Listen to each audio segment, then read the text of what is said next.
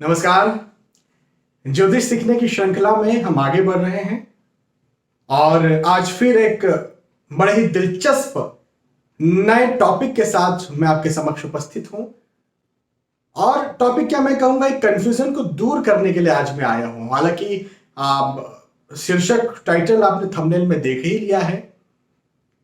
मुझे लगता है कि जितने ज्योतिष प्रेमी हैं, जितने मेरे दर्शक हैं, व्यूवर्स हैं, कहीं ना कहीं मन में ये कंफ्यूजन जो है ये बना रहता है कि क्या अष्टमेश सदैव हानिकारक होते हैं। हाँ, आप देखिए, जब भी ज्योतिष की शुरुआत करते हैं, जब भी आप पहला कदम आगे बढ़ाते हैं, तो ये कहा जाता है कि भाई लग्न कुंडली में लग्नेश जो है वह अत्यंत शुभ ग्रह है और लग्न कुंडली के अष्टमेश जो है वह अत्यंत हानिकारक, अत्यंत आपकी कुंडली को खराब करने वाले ग्रह हैं, शत्रु ग्रह हैं, अत्यंत मारक ग्रह हैं। मारकत्व का दर्जा और अत्यंत मारकत्व का दर्जा अष्टमेश को प्राप्त है, ये बताया जाता है। लेकिन बहुत हद तक ये बात सही है, लेकिन पूरी तरह सही नहीं है। तो बस इसी बात को आज मैं आपके समक्ष क्लियर करूंगा। देखिए, मैंने वृषभ लगन की कुंडली बनाई है। वृषभ लगन क्यों? लगन पर 2 नंबर लिखा हुआ है। 2 नंबर का मतलब होता है वृषभ राशि। वृषभ राशि के स्वामी हो जाते हैं शुक्र। तो शुक्र महाराज की कुंडली बन गई, वृषभ लगन की कुंडली बन गई। वृषभ लगन की कुंडली में अष्टमेश कौन होते हैं? ये 8वां भाव है ना, 1 2 3 4 5 6 7 और 8। तो अष्टमेश कौन होते हैं? 9 नंबर लिखा हुआ है। 9 नंबर का मतलब धनु राशि। धनु राशि के स्वामी बृहस्पति, गुरु। तो इस कुंडली में जो अष्टमेश हो जाते हैं वो बृहस्पति हो जाते हैं। तो ये बात निश्चित है और निश्चित है कि बृहस्पति की महादशा जब चलेगी तो जातक को खराब फल ही अधिकतर देखने को मिलेंगे, निश्चित है। अब मैंने एक शब्द का इस्तेमाल किया, अधिकतर। तो अधिकतर देखने को मिलेंगे मतलब हमेशा ही देखने को मिलेंगे, मैंने यह नहीं कहा। ऐसा क्यों?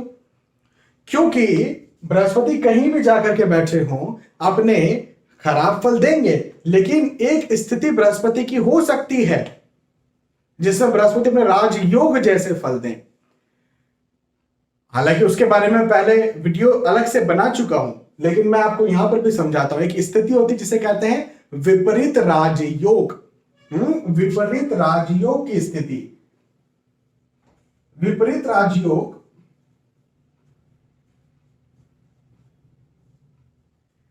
ये जो विपरीत राजयोग है, यदि कहीं बृहस्पति यहां पर आकर के बैठ जाएं, अब विपरीत राजयोग की स्थिति में बृहस्पति को 6वें 8वें या 12वें स्थान पे कहीं आकर के बैठना है। और दूसरी शर्त क्या है? दूसरी शर्त यह है कि लग्नेश यानी शुक्र महाराज ने मजबूत या अच्छा कहीं बैठना है। यदि कहीं शुक्र देवता कुंडली में बहुत अच्छे फल देने वाले हो गए, कहीं अच्छी जगह पर जाकर के बैठ गए, तो ये जो बृहस्पति हैं वो यदि 6वें 8वें और 12वें भाव में आकर के बैठ गए तो राजयोग बना देंगे। और राजयोग जब बृहस्पति बनाएंगे तो बृहस्पति तब भी अष्टमेश ही कहलाएंगे ना। अष्टमेश अष्टम भाव के स्वामी। हाँ, तो यहां पर आपने देखा कि अष्टमेश सदैव हानिकारक हूं, ऐसा नहीं होता। एक विपरीत राज्यों की स्थिति हो गई जिसमें अष्टमेश अपने अच्छे फल देने के इन्होंने अपना दावा कर दिया, इन्होंने आपको प्रॉमिस कर दिया। ठीक है, तो विपरीत राज्यों की स्थिति में एक तो बृहस्पति अपने अच्छे फल दे सकते हैं। फिर दूसरी स्थिति में आपको बताता हूं। अच्छा, बृहस्पति क्या कोई और भी ग्रह हो तो विपरीत राज्यों की स्थिति में अपने अच्छे फल दे सकते हैं। ठीक है, मैं एक और स्थिति आपको समझाता हूं। मान के चलते हैं यहां पर जो है वो मेष लग्न की कुंडली है।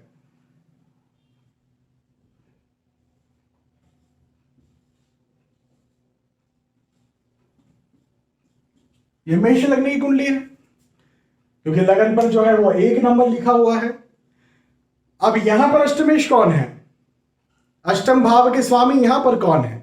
तो यहां पर अष्टमेश जो है वो मंगल ही है। भाई, जो लग्नेश है, मेष लग्न के स्वामी मंगल, तो लग्नेश भी मंगल और अष्टमेश भी मंगल। अब यदि कहीं मंगल की महादशा चलेगी और मंगल कहीं पर जाकर के बैठ करके अपनी महादशा में चलेंगे तो वो अपने अच्छे फल देंगे। आप सोचिए, लग्नेश ही अष्टमेश हो गए तो यहां पर तो जो है अष्टमेश का दोष ही नहीं लगा लग्नेश को। तो फिर क्या समझे आप? फिर ये समझे कि अष्टमेश सदैव हानिकारक होता है, ऐसा नहीं होता। एक और स्थिति मैं बता सकता हूं। अच्छा, एक और बात इसी में मैं समझा दूं आपको, एक कंफ्यूजन और उठ सकता है कि यदि लग्नेश जो है 6वें 8वें या 12वें स्थान पर जाकर के बैठ गए फिर क्या होगा? तो यहां पर विपरीत राजयोग नहीं बनेगा। लग्नेश कभी विपरीत राजयोग नहीं बनाता, इस बात को समझिए। क्यों नहीं बनाता?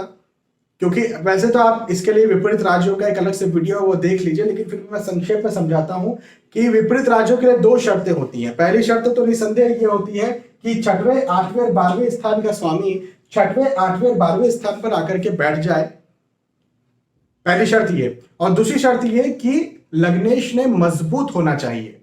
अब यहां पर खुद लग्नेश ही खराब बैठ जाएंगे तो दूसरी शर्त तो जो है वो फुलफिल नहीं हो पाएगी। इस वजह से लग्नेश कभी भी विपरीत राजयोग का निर्माण नहीं करता। तो यहां पर आपने क्या देखा कि यदि 6वें 8वें या 12वें स्थान पर मंगल आकर के बैठेंगे तो वो अपनी महादशा अंतरदशा में खराब फल देंगे। अब एक और कंडीशन में आपको समझा देता हूं। देखिए, जैसे मिथुन लग्न की कुंडली है, 3 4 5 6 7 8 9 10 11 12 1 2, ठीक है। मिथुन लगन क्यों? लगन पर 3 नंबर लिखा हुआ है, मिथुन राशि है, बुध देवता की कुंडली बन गई। यहां अष्टमेश कौन है? अष्टम भाव के स्वामी कौन है? शनि महाराज। शनि महाराज अष्टम भाव के स्वामी है और शनि महाराज अष्टमेश होने के साथ साथ कौन है? भाग्येश भी तो है, 11 नंबर भाग्य भाव में लिखा हुआ है। तो यदि कोई अष्टमेश भी है और भाग्येश भी है तो अति योग कारक ग्रह की श्रेणी में आ गया। इसके बारे में भी मैंने एक वीडियो, एवं 3 वीडियोस मैंने अलग अलग बनाए हैं। योग कारक ग्रह को समझे, मारक ग्रह को समझे, सम ग्रह को समझे, ये 3 अलग अलग वीडियोस। यदि आपने वो वीडियो नहीं देखे तो यूट्यूब चैनल पर जाइए, सर्च में लिखिए योग कारक ग्रह को समझे कॉमा वीएस एस्ट्रोलॉजी, या मारक ग्रह को समझे कॉमा वीएस एस्ट्रोलॉजी, ऐसा लिखिएगा। इंग्लिश अल्फाबेट में लिखेंगे तो आपको आसानी से मेरा वो वीडियो मिल जाएगा। लेकिन फिर भी यहां पर मैं आपको समझा देता हूं कि यदि अष्टमेश जो है वो भाग्येश भी हो गए, मतलब अति योग कारक ग्रह हो गए, तो यहां पर अष्टमेश को अष्टमेश होने का दोष नहीं लगेगा। और एक अच्छी बात यह है कि यहां पर अष्टमेश या शनि महाराज जो है वो विपरीत राजयोग की स्थिति भी बना सकते हैं। भाई शनि महाराज मान के चलते हैं कि यहां पर आकर के बैठ गए, और बुध देवता की स्थिति, लग्नेश जो है उनकी स्थिति बहुत अच्छी है कुंडली में, तो ये तो विपरीत राजयोग भी बन सकता है यहां पर, तो ये और अच्छी बात हो गई। तो यहां पर अष्टमेश हानिकारक नहीं है, ठीक है। तो मैंने आपको ये समझाया कि सदैव अष्टमेश हानिकारक नहीं होते, कुछ परिस्थितियां ऐसी बन जाती है, जैसा मैंने यहां समझा। एक बार रिपीट कर लेते हैं। योग कारक ग्रह हो तो अष्टमेश भी शुभ होता है। योग कारक हमने देखा ना, शनि महाराज योग कारक ग्रह हैं। यहां पर मंगल की कुंडली बनी थी मेष लग्न को, योग कारक ग्रह, तो योग कारक ग्रह हो तो अष्टमेश भी शुभ है। योग कारक की स्थिति देखना भी बहुत जरूरी है, शर्त है। स्थिति का मतलब क्या? जैसे मैंने बताया था ना कि मेष लगन में मंगल जो है वो कहीं 6वें 8वें 12वें स्थान पर बैठ गए या फिर नीच राशि स्थित बैठ गए तो दिक्कत हो सकती है, तो उनकी स्थिति देखना भी बहुत जरूरी है, वो शर्त है। विपरीत राजयोग में भी शुभ फल मिलते हैं। अभी मैंने आपको समझाया था गुरु महाराज के बारे में, अभी शनि महाराज के बारे में समझाया। विपरीत राजयोग भी हो सकता है जिसमें भी शुभ फल आप देखने को मिल सकते हैं। एक और शर्त है कि डिग्री जरूर देख लें। मान लेते हैं कि वो पहले वाली कुंडली आपको समझते हैं, मैं ड्रॉ करके बताता हूं।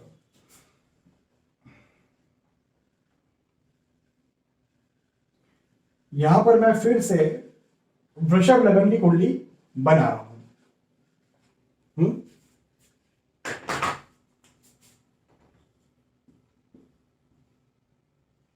7 8 9 10 11 12 1। तो ये जो वृषभ लगन की कुंडली है, यहां पर बृहस्पति की महादशा चली। मान लेते हैं बृहस्पति बैठे हुए हैं लग्न पर, गुरु बृहस्पति ये बैठे हुए हैं लगन पर, इनकी महादशा चली, निसंदेह इन्होंने खराब फल देना है। लेकिन हमें यह पता चल गया कि बृहस्पति की डिग्री है 0 या 29, तो यदि डिग्री वाइज बृहस्पति कमजोर है तो निसंदेह अष्टमेश के बहुत ज्यादा खराब फल नहीं मिलेंगे। अच्छा, डिग्री जरूर देखें, लेकिन यहां पर लिखा है डिग्री यदि कमजोर है तो जरूरी नहीं कि कोई ग्रह शुभ हो जाएगा, जरूरी क्या कोई ग्रह शुभ होगा ही नहीं। अच्छा, डिग्री आपको समझ में आई कि नहीं आई मुझे नहीं पता। यदि आप रेगुलर मेरे वीडियोस देखते हो तो आपको डिग्री के बारे में पता हो। यदि नहीं समझ में आई तो मैं बहुत संक्षेप में आपको समझा देता हूँ। जैसे हमारी उम्र होती ना, बच्चा पैदा होता है, मान के चलते हैं कि 100 साल तक रहता है, तो बीच की अवस्थाएं आती हैं जिसमें बच्चा थोड़ा कमजोर रहता है शुरुआत में, फिर मजबूत होता है, फिर मजबूत रहता है, फिर थोड़ा कमजोर हो जाता है आखिर में। पर ग्रहों की भी ऐसी ही डिग्रियां होती है। 0 to 29 मतलब 30 डिग्रियां ग्रहों की होती है। तो 0 to 10 थोड़ा कमजोर रहता है, क्रमशः मजबूत होते जाता है। 10 to 20 मजबूत ग्रह होता है, और 20 के ऊपर मान लीजिए कि क्रमशः ये कमजोर होते जाता है, जैसे बुढ़ापा क्रमशः क्रमशः कमजोरी की तरफ लेके जाता है, वैसा समझिए। तो 0 to 29 यदि बृहस्पति यहाँ पर बैठे हैं अष्टमेश होकर के, तो क्या होगा, 0 या 29 यदि बैठे हुए तो क्या होगा, कमजोर होंगे ना बृहस्पति। तो कमजोर होंगे तो अष्टमेश यदि कमजोर हो गए तो निसंदेह अपने आप बहुत खराब फल नहीं दे पाएंगे, बहुत हानिकारक फल नहीं दे पाएंगे। और जब बहुत हानिकारक फल नहीं दे पाएंगे तो निसंदेह कम हानिकारक फल मिलेंगे। हाँ, इसका ये मतलब कतई नहीं कि बृहस्पति शुभ हो गए, लेकिन उतने हानिकारक नहीं रहे। जैसे कोई एक आतंकवादी है जिसके पास AK-47 है, तो AK-47 है, उससे वो कई सारे लोगों को मार सकता है। अब उसके पास एक देसी पिस्टल आ गई, तो इसका यह मतलब नहीं हुआ कि आतंकवादी जो है वो अब अच्छा इंसान बन गया, लेकिन एक देसी पिस्टल से वो गिने चुने कुछ ही लोगों को मार पाएगा, सबको नहीं मार पाएगा। अब आतंकवादी के पास डंडा आ गया, बाकी कुछ नहीं है, अभी तो जो है वो कमजोर हो गया। अब कमजोर हो गया का मतलब ये नहीं कि वो शुभ हो गया, वो बहुत अच्छा हो गया। डंडा है तो डंडे से भी कुछ ना कुछ तो कर ही सकता है वो, तो बस वही की वही बात है। तो यहां पर मुझे लगता है कि आप समझे कि इस वीडियो को बनाने का उद्देश्य यह था कि जो अष्टमेश होते हैं सदैव हानिकारक हो ऐसा नहीं होता। कुछ स्थितियां होती हैं जिसमें अष्टमेश भी अपने अच्छे क्या बहुत अच्छे राजयोग के समान फल दे सकते हैं। अब अगला वीडियो आपको लग्नेश पर भी मिलेगा। लग्नेश सदैव पवित्र होते हैं, हाँ ये सुना है ना आपने, लग्नेश सदैव अच्छे होते हैं, उस पर भी आपको एक वीडियो मिलेगा। बहुत बहुत धन्यवाद, आपने आज का वीडियो देखा। आने वाले वीडियोस में, आने वाले एपिसोड्स में फिर मिलेंगे, तब तक के लिए आज के इस वीडियो से विदा चाहता हूं। नमस्कार।